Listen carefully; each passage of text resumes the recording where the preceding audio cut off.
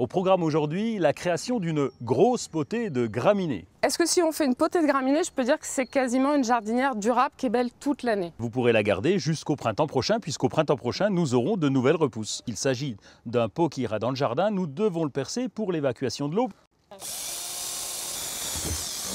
Voilà, je retourne. Ensuite, le programme, c'est d'installer les billes d'argile. Nous avons percé des trous, l'eau va donc s'évacuer et les billes d'argile vont faciliter encore le drainage. Ensuite, le feutre de jardin qui va permettre d'éviter au terreau de se mélanger dans les billes d'argile.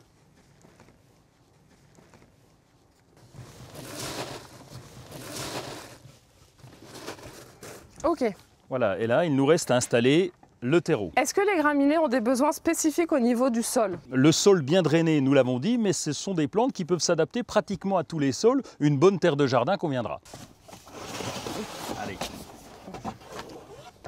Ok. Prêt? Ouais. Alors, nous avons encore les mottes à enterrer. Nous allons enterrer jusqu'ici à peu près, à ce niveau-là, c'est-à-dire environ 10 cm en dessous de la hauteur du pot. Alors avant chaque plantation, nous devons tremper la plante dans l'eau de façon à bien humecter la motte. Alors vous vous occupez de baigner les plantes. Ça, j'adore, c'est un mini bambou, c'est ça? Oui, Pliobastus. C'est un bambou qui va rester petit, qui ira très bien dans le fond de votre plantation avec les miscanthus.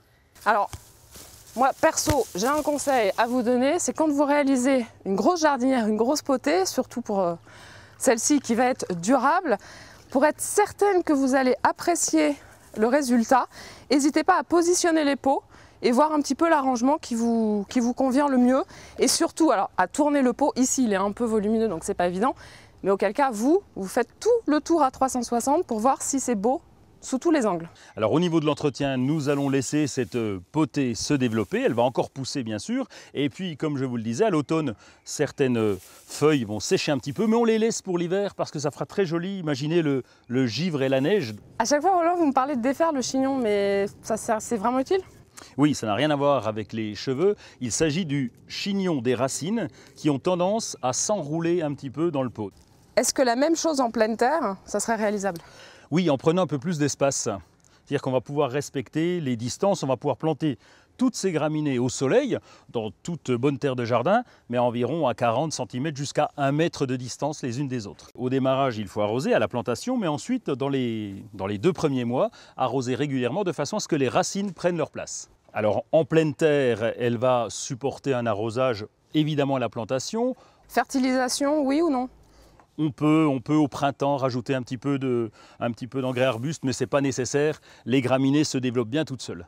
Roland, est-ce que vous auriez un dernier conseil pour la gestion du pot dans son ensemble? Oui, vu la taille du pot, il va être difficile de le déplacer. Donc il existe des petites planchettes avec des roulettes qu'on appelle des roule-pots qu'on pourra installer dessous. Il ne faut jamais mettre un pot à même le gazon ou à même sa terrasse?